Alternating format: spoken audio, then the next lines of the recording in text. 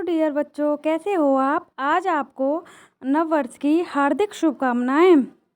आज हम चलिए कुछ कर लेते हैं, क्यों पूरा दिन बर्बाद करें, है ना।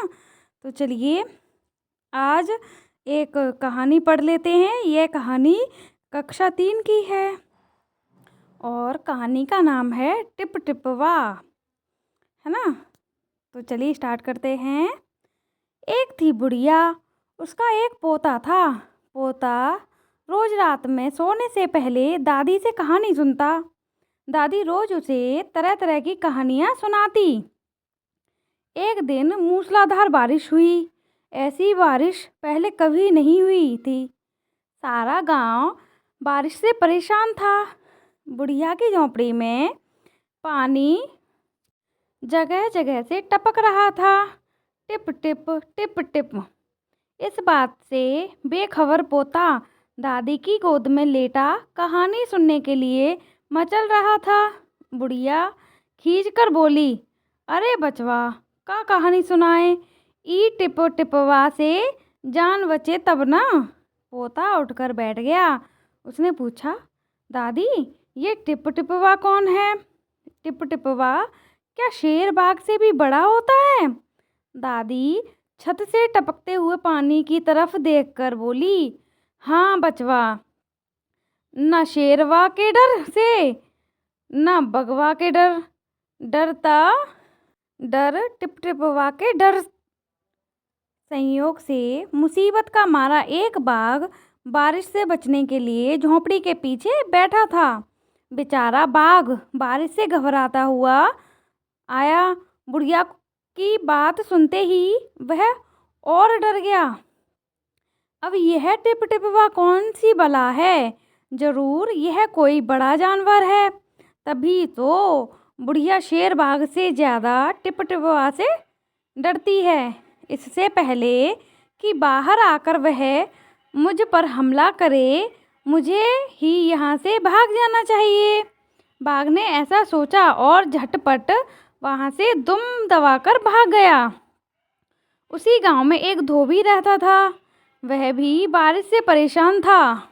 आज सुबह से उसका गधा गायब था। सारा दिन वह बारिश में भीगता रहा और जगह जगह गधे को ढूंढता रहा, लेकिन वह कहीं नहीं मिला। धोबी की पत्नी बोली, जाकर गांव के पंडित जी से क्यों नहीं पूछते, वे बड़े ज्ञानी हैं।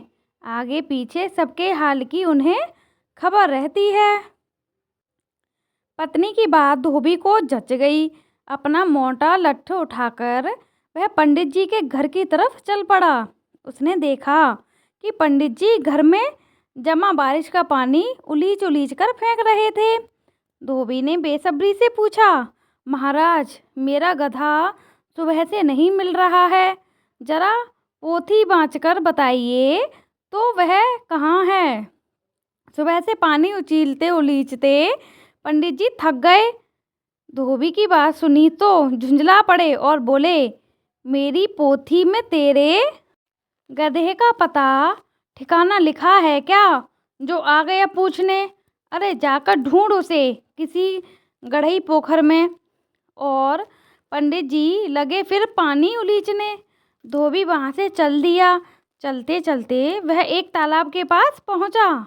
तालाब के किनारे ऊंची ऊंची घास उग रही थी। धोबी घास में गधे को ढूंढने लगा।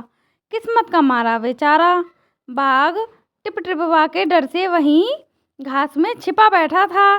धोबी को लगा कि बाघ ही उसका गधा है।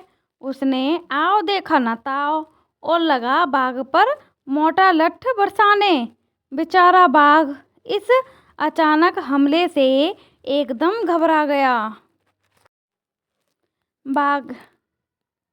बाघ ने मन ही मन सोचा, लगता है यही टिप टिपवा है। आखिर इसने मुझे ढूंढ ही लिया। अब अपनी जान बचानी ही तो यह जो कहे चुपचाप करते जाओ। आज तूने बहुत परेशान किया है, मार मार के मैं तेरा कचूमर निकाल दूंगा। ऐसा कहकर धोबी ने बाघ का कान पकड़ा और उसे खींचता हुआ घर की तरफ चल दिया। बाघ बिना चूं चपड़ किए भीगी बिल्ली बना धोबी के पीछे पीछे चल दिया। घर पहुंचकर धोबी ने बाघ को खूंटे से बांध दिया और सो गया। सुबह जब गांव वालों ने धोबी के घर के बाहर खूंटे से एक बाघ को बंधे देखा तो उनकी आंखें खुली की खुली रह गईं। तो देखा बच्चों, कैसा रहा टिप टिपवा।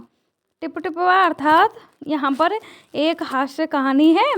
एक तरीके से एक दुखियारी माँ की, एक औरत की जो अबला है, जिसके घर पे कुछ भी साधन नहीं है और छत से पानी टपकता है, छत भी सुसज्जित नहीं है, उसकी व्यथा सुनाई गई है।